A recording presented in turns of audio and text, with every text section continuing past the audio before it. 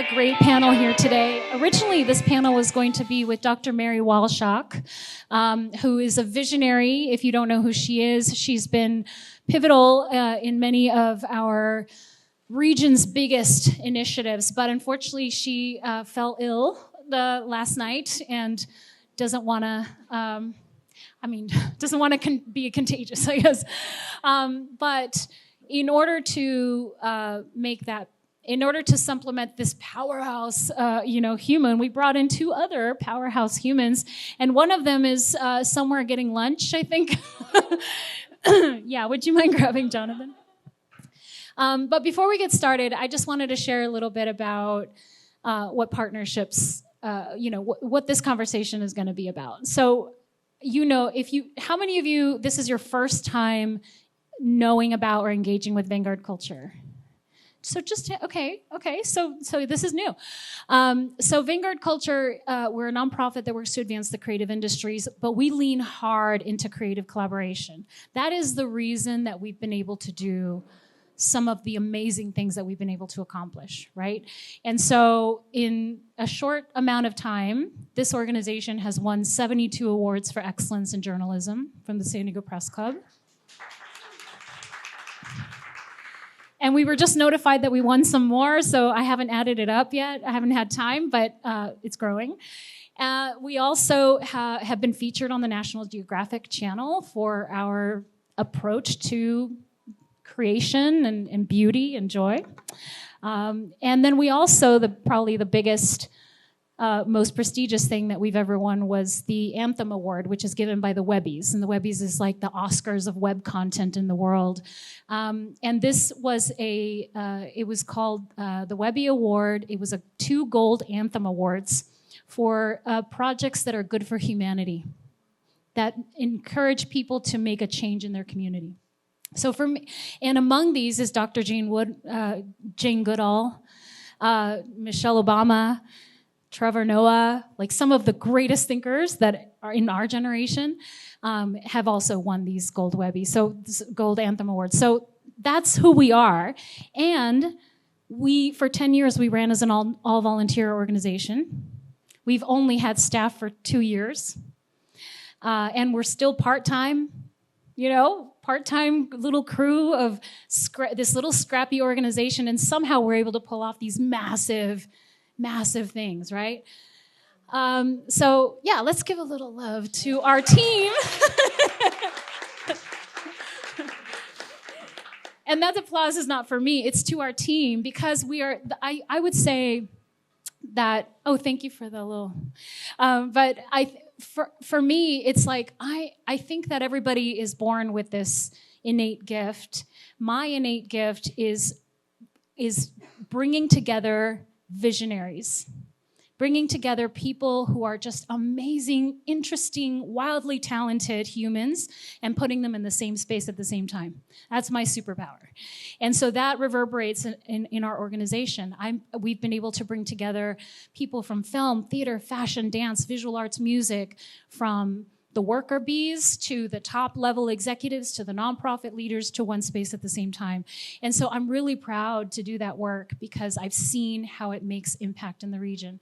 And so today I'm bringing together 2 people that I greatly admire that have been part of our world. And I'm going to let them introduce themselves, but with this question. Okay, so the question for you is, what does a great partnership look like? 2 things, on a small scale and a big scale, right? So, but start with, what does a great partnership look like? And then we'll get into the weeds later. Do you need a mic?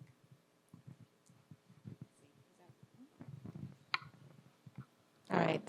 Hi, everyone. My name is Tiffany Beres. Nice to see all of you. I am the manager of arts at the San Diego Airport Authority. So it's not a place that we traditionally affiliate with art. Of course, no one necessarily goes to the airport just to hang out and look, but we have one of the most robust art programs in the country. Thank you. So Our mission is not only to enrich the travel experience and airport environment through memorable and innovative art programming, but really to be and to exemplify the authority's role as a cultural partner and resource for the region. So that idea of partnership is really baked into what we do at the airport. I have only been at the Airport Authority for a little over a year. So in terms of partnerships, I can only speak for the ones that I know, but I think the obvious choice for a more encompassing one is with our temporary exhibition program last year in 2024. We're very unique. We have 3 programs: public art, temporary art, and performing arts programs. With our temporary exhibition last year, which is authority-wide, so throughout all of our terminals, we partnered with WDC, the World Design Capital, and we were actually one of the first organizations in San Diego to put a thematic show up featuring artists that worked sort of binationally in a show that Daniel Dennert curated called Espacios and Lines. And it was very well received, and it was really, we like to think of ourselves as a cultural gateway, and we've done a lot of programming behind that because we were very early adopters of that program. So I think that was a really successful partnership. On a smaller scale, though, in sort of everything that we do, we try to reach out to creatives in our local economy to find ways to work together. We have a really robust, for example, artist residency program. We're actually, I think, the only airport in the nation that has a program like this where we support nonprofit cultural partners to develop their own artistic project within the airport environment over the course of 6 months, and we give $20,000 for that opportunity to develop something. So we've had dancers, we've had aerial acrobats, we've recently had Poets Underground, poets like responding to travelers in the traveling journey. We're about to partner with Fern Street Circus. So that's a really great partnership that I don't think many people know about, but it's really meant to help local organizations, local artists develop new works of art in our community. Did you all know that there was an airport art program? Yeah, did you? I don't know if you have this number in your back pocket, but I used to have it. It was somewhere in the millions. Like, how many people will see an exhibit in a year? The airport. I mean, in terms of impact, the number that we love to throw out there is 25 million. We do 25 million employments every single year.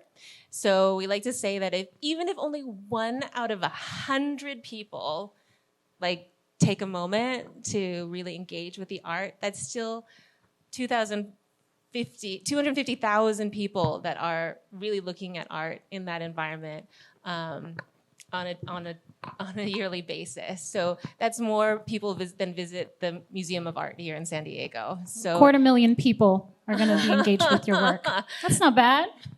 So it's truly phenomenal. We think our whole approach is how to make art approachable and accessible to everyone.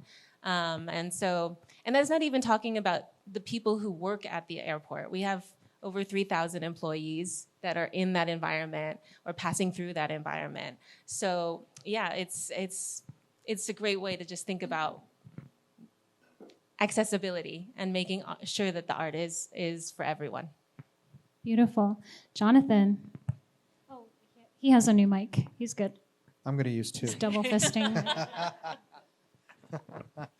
Hi, everybody. I'm Jonathon Glus. I'm unemployed as of yesterday. I've met some of you in my previous position as Director of Cultural Affairs for the City of San Diego. In a few weeks, I'll be the Senior Fellow for Art and Design for the Prebys Foundation, and I'll be housed in the Downtown Partnership with a very intentional focus on reactivating our urban core through art and design. So a lot of really wonderful opportunities in the future working with all of you. So partnerships, firstly, they are absolutely the way to get stuff done. You know, whether you're private, nonprofit, it's efficient, it gives you new audiences, it gives you access to kind of resources you may not usually have access to, like public relations, communications, etc. I think one of the most successful partnerships that I've witnessed doing the kind of work that I do is actually in Houston. The Photo Fest is a photography-based nonprofit arts organization that's been there for many, many, many years, probably 45 years. I think it was started in the 70s. I think what's interesting about this is because it is so organic to that city. It was established by two photographers who were New York-based, one of who was a photographer for Net, and the other one was, I think, with Newsweek. And they ended up getting married, and they both took jobs in Houston for oil companies because there's a huge population of photographers in that city because you need photographers when you're doing drilling. So what you think about that industry aside, the fact is it has created this huge community of really high qualified professional photographers. But they were doing business with their craft. They weren't doing their own work. And at that time, they didn't really feel like there was a collector base or a market or an audience for photography. So they established this nonprofit arts organization. 50 years later, it's the largest photo biennale on the planet. For those of us who are not practicing photographers or photography collectors, what it does provide every 2 years is an exhibition in most of the museums, almost all of the commercial galleries. You have the opportunity for photography curators and writers from literally all over the planet coming in. And of course, there's major sponsors. So I think that is like incredibly. Yeah, this has been wacky all day. I think of that as a very large scale, very successful nonprofit, but also when I think of the partnerships, because it's among the institutions, because, and I think this is important, so many corporations in that town rely on having the photographers there, so they will support Photo Fest because they know that they want those photographers to stay in town. And frankly, they know that the photographers probably would prefer being in another city. But you know what, they're gonna do what it takes to keep their creative class in that city. Yeah, it's really great, really a wonderful model. And then small scale, it happens. Oh my God, I mean, it happens every day, 15 or 20 times. I guess I would say on a small scale, and I hope we get into this later, instead of a small example, if I could just say, contract, document, enter into any of these relationships, understanding it is a legal engagement. It's not an opportunity. It's not an offer. You are giving them content and product that benefits them. Thank you for saying that. Actually, we do have a session tomorrow with Better San Diego, who are a law firm that focuses primarily and works only with creatives or primarily with creatives, and they are touching that exact subject, like what a good contract looks like, how to protect your intellectual property. So don't miss that session tomorrow. It's in your program. If you haven't signed up for the second day, there's still time to do that today at registration. So thank you for bringing those up. I mean, I'm thinking about how many of you have partnered with, raise your hand if you're an individual artist first. Okay. And raise your hand if you're a nonprofit or an arts organization. Okay, so it's pretty much half and half.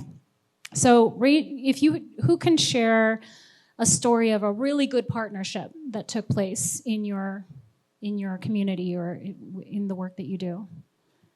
She says you have something to say. You can use the good mic.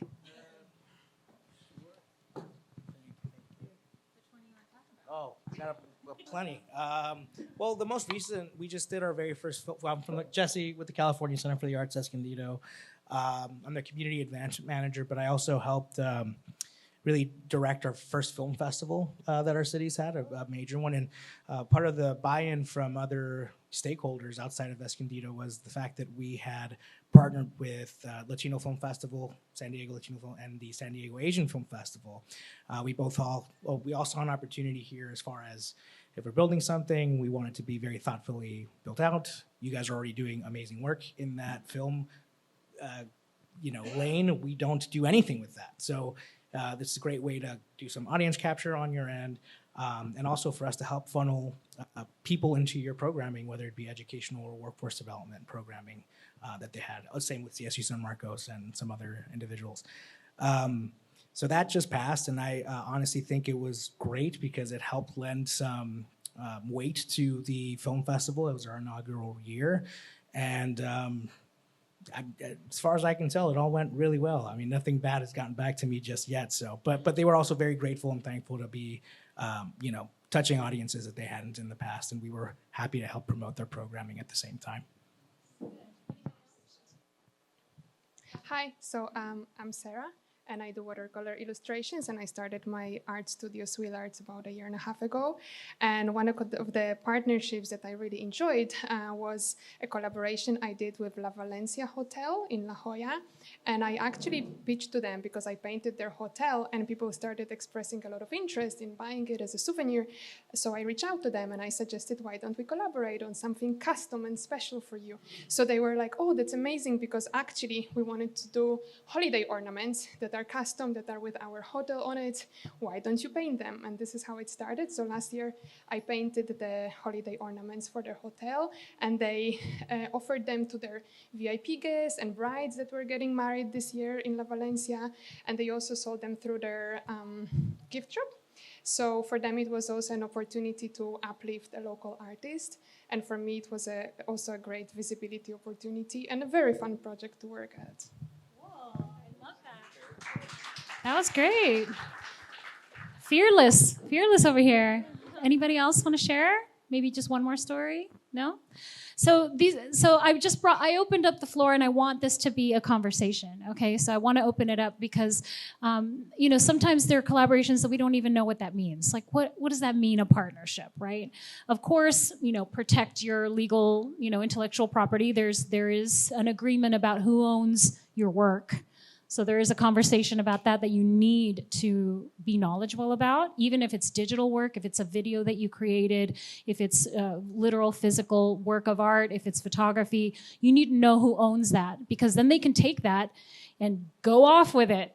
And it's you all of a sudden representing, I don't know, adult diapers or something, So you have to be really careful with what you own, what you create, and who owns it, and be okay with it. Make a decision about it.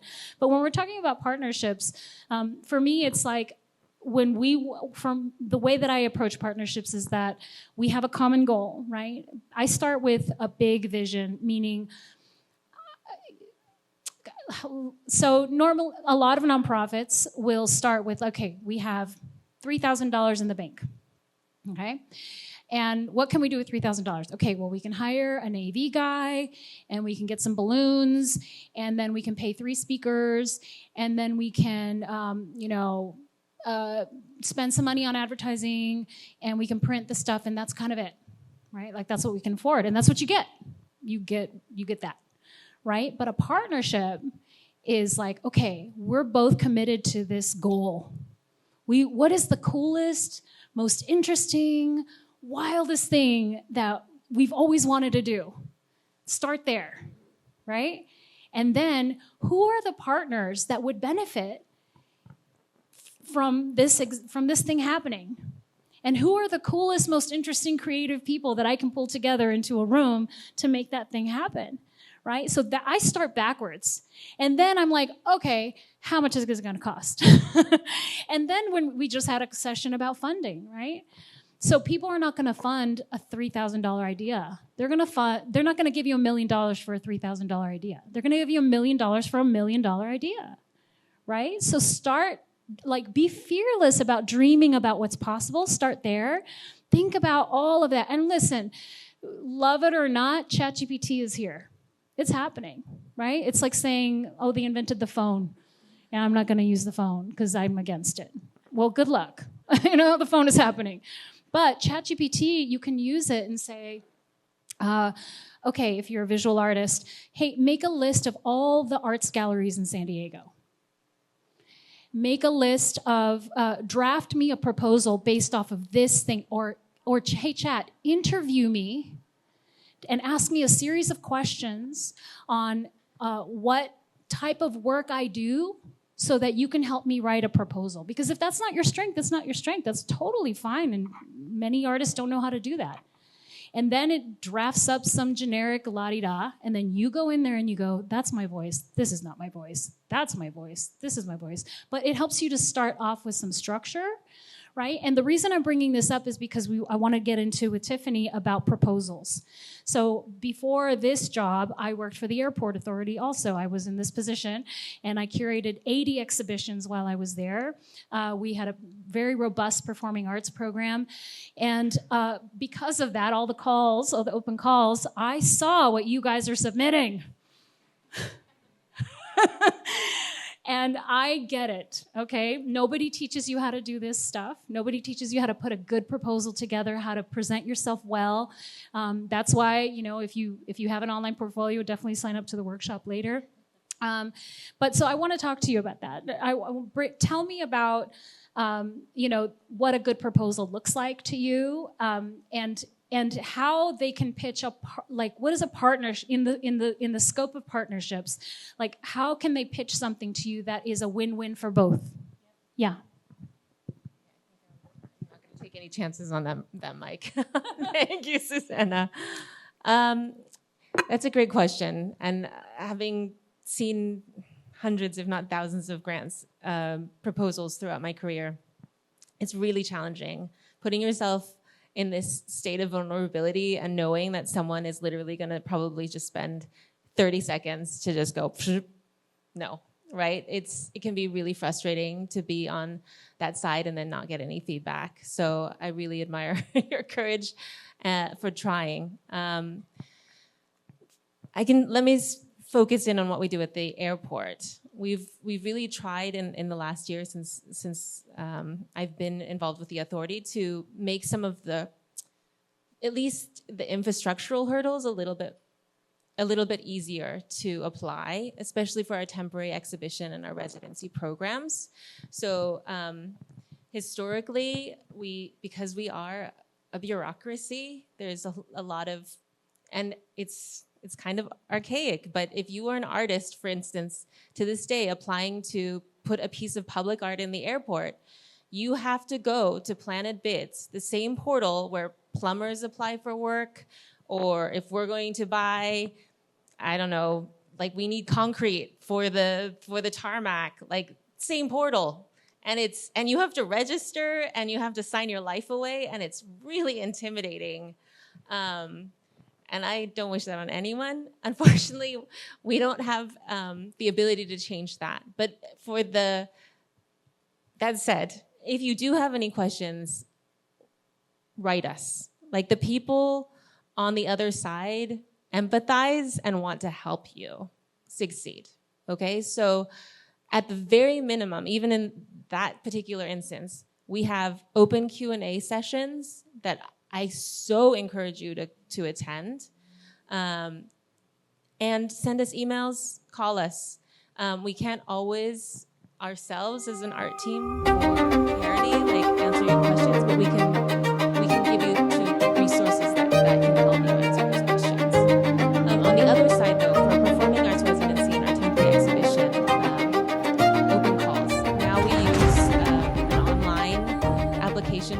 which is a little bit more user-friendly. We hold if not two, information sessions that we also record. So you definitely listen to those information sessions, because we will tell you everything that you need to know. We'll walk you through the entire application process, and we really like emphasize what it is we need. You have to be aware that you're entering into a partnership, and we have a strong need and you have a strong need, right? Like, we're giving you a platform, but for instance, we're an airport. So we need to make sure that the art that we put in our airport is, PG, that it's uplifting, right? Like, I can't tell you the amount of applications we have of like doomsday, fire and burns, like tsunamis, crashing planes. Like, there is no world that we're going to showcase that work, right?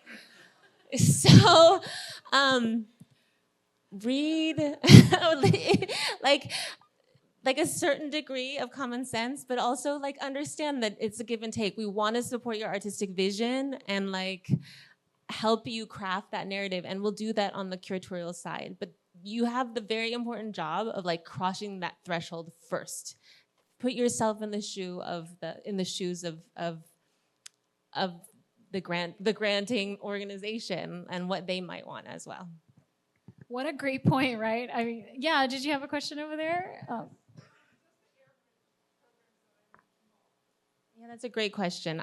We do a little bit of networking. As much as we can, we use social media. We use our partners like Museum Council. Thank you, San Diego Museum Council has been a great partner. But certainly there's more. So happy to give you my card afterwards. Sign up, everyone, on our brand new website, san.org/arts. There's still a lot of content that needs to be updated, but right front and center on the landing page, sign up for our newsletter. We don't spam. Like, literally the only time we ever email you is when we have an open call. So yeah.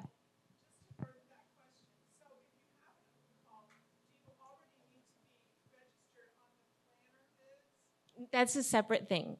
Planner bids is really only for the opportunities that go through our procurement office, which in the world of our arts programs are the public arts. That's art that is architecturally integrated into the airport terminals. And we don't, those are rare opportunities, like maybe once every 2-3 years. So those are not frequently available. Yeah. Okay. Sorry. I'll give you full context on the art program as it exists now. We have 3 major programs. We have public art. So for all of you that don't know, we have a brand new Terminal 1. I encourage you to check it out. Only a few weeks ago. And as part of that program, we have 6 new commissioned works of art that are integrated into that architecture. So those are the giant sculptures that are on the roadways, the hanging sculptures, like the sound responsive chandelier that's hanging above the performance stage. Okay, so those all took 5 years, more than 5 years to produce, to fabricate and install. Then we have temporary exhibition programs. And currently we run 2 temporary exhibition programs in each of our terminals. And it's a curated program, it's thematic.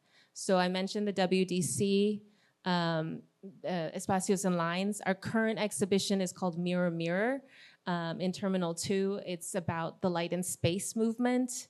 And we just had an open call for our new terminal called Snapshot San Diego, which is a partnership with local arts and culture organizations as well as artists, featuring the distinctive geographies all around our region. So we're partnering, for instance, with Comic-Con in Balboa Park, and the Ilan Liel Foundation in Julian, and the Mitzi Washington Gourd and Basket group that's focused in North County. So focusing with partnerships with them to showcase in the new Terminal 1, and they'll have micro exhibitions all throughout our terminal. So that is an annualized program, which should be like where I hope a lot of you will think about us, because we would love to partner with you. And those are regular opportunities that are happening all the time. Lastly, we have a very robust performing arts program. So 3 or 4 days a week, we have ongoing musicians that are playing in our terminals, usually from around 11 a.m. to 1 p.m. And we also have the performing arts residency, that program that I mentioned. So dancers, aerial performers, clowns, whatever it is, those are all part of what we do at the airport. I can vouch for that. It's a great, I loved working there, and we did wild things. Like, it's nice when you have a budget, right? Like, it's like, whoa, what can we do with all this? Tax the travelers more. Okay, so I want... Yeah, and for the record, the funding comes from the traveler dollars, the traveler, it's not a TOT, what is it called? Exactly, a TOT, and we have different funding mechanisms. So for public art, it comes from the new construction. So per policy, a certain percentage of the eligible construction costs will go to funding public art. And then for other, well, the whole airport as a whole, we don't take any taxpayer dollars. We derive our income from selling the gates, renting the gates to the airlines, to parking. They're like landlords to the tenants on board. Jonathon, I want to bring it over to you, and you've worn many hats recently here in San Diego, but the one that stands out to me right now when we're talking about partnerships is the World Design Capital. So many collaborations happened from that, and there's I don't know if we can differentiate between a collaboration and a partnership truly. Maybe you can speak on that, and like what were some of your most favorite things that happened during that time of the last 3 years. It's been pretty much of our lives that we, Yeah, thank you for that question. It has been 3 years of our lives, very much our collective lives. So as far as the difference between partnerships and collaborations, no, I don't see, except that collaborations tend to, from my vantage point, tend to be a little more that's great. A little more informal. Just a little more informal, whereas a partnership really is a structured relationship agreement. As far as WDC, I mean, it was 600 events in one calendar year. So we had 2 to 3 events happening every day someplace in the binational region. This is actually kind of fun.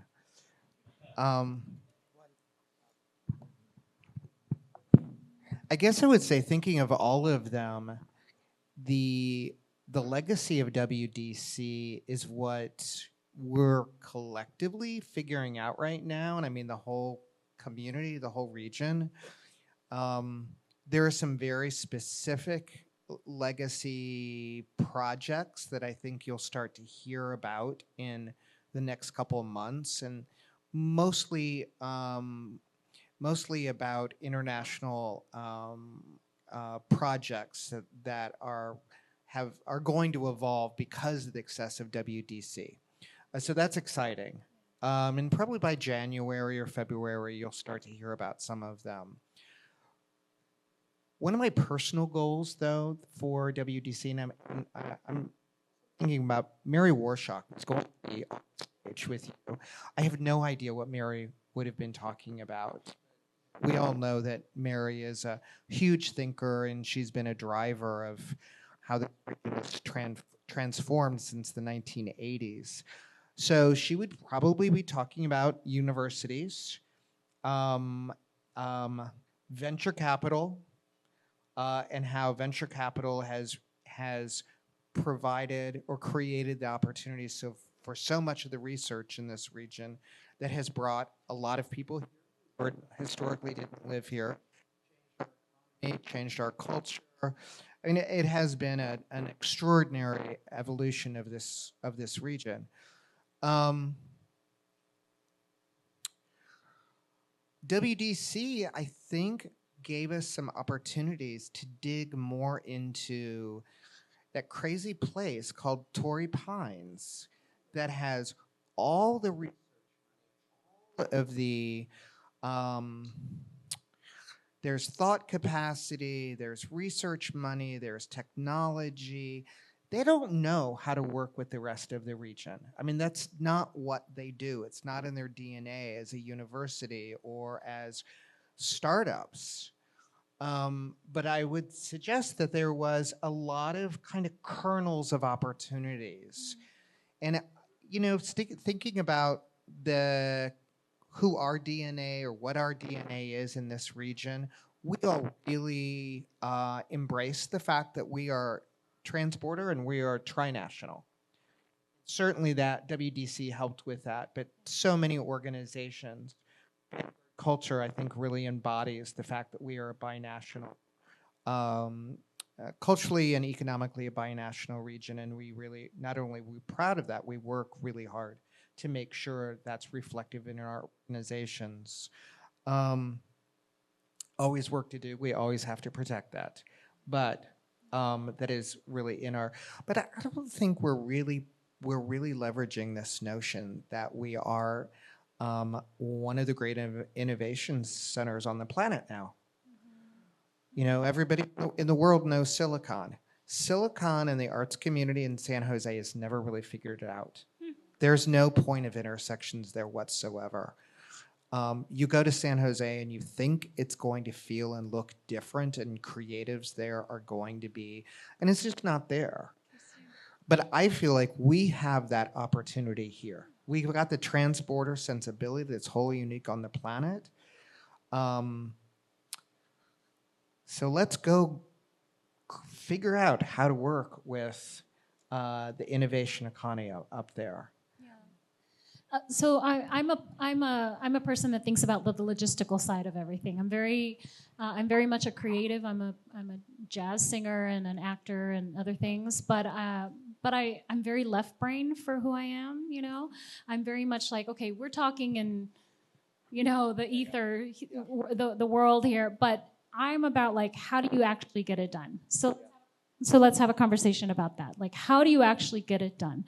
So look to your surrounding communities, right? The organizations. Just literally take a walk down the street in your neighborhood, you know, shopping areas and the areas that have businesses. Let's talk about like a public-private type of thing.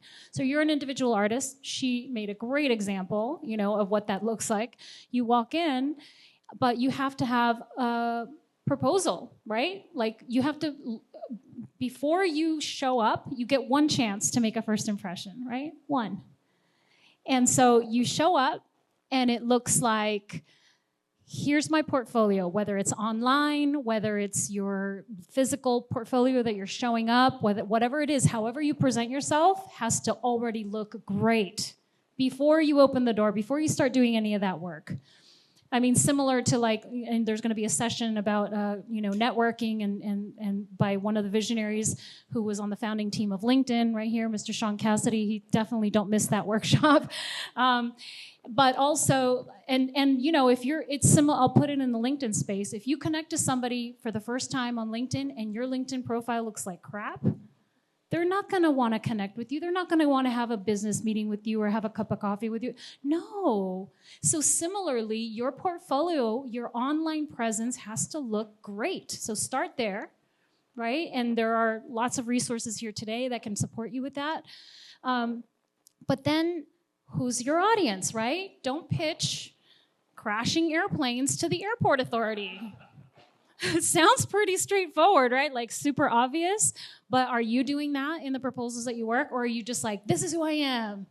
Love me or don't, right? And if it's not a good fit, it's not a good fit, obviously, right? Like you have to find your alignment. So the partnership starts with like, who am I? Like, what's my story? What is my strength? What am I good at? And who in my world aligns with this? And there's another component where chat can help you out, ChatGPT, right? Like, hey, I'm an artist who, cares deeply about uplifting folks of color, and this is the medium that I use, and this is the type of engagement that I like to have, and my ultimate goal is that, okay? Give me some ideas about who has those similar values. Brrr, there it is, right? Okay, now you know who I am. Let's put the proposal together. So you start from like, who's your audience? Like, first start with you, right? What's your mission? What's your creative vision of what you see yourself being in 5 years? And then the pitch has to be good. And yes, I was on that side of reviewing thousands. I mean, I really do feel like it was thousands, 80 exhibitions later, thousands of submissions later. And I'm like, oh, Lord.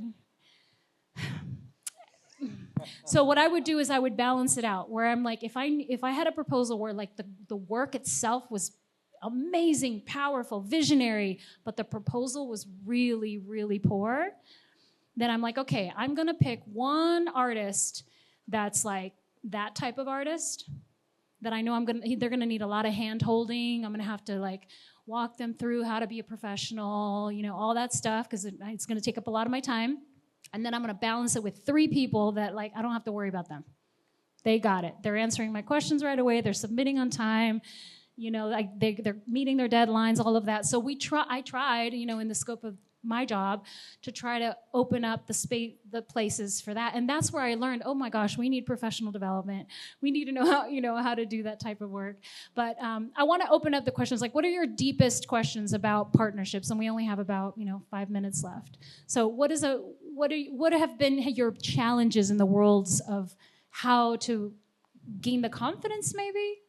Is it a confidence issue? Because I feel like right now, at this moment in time, there's no room for timidity. There's no room for, you gotta be bold. You're gonna have to put yourself in spaces that you never imagined yourself putting in, because the funding, we don't know what that's gonna look like, in a few years' time. We know what it's feeling like right now.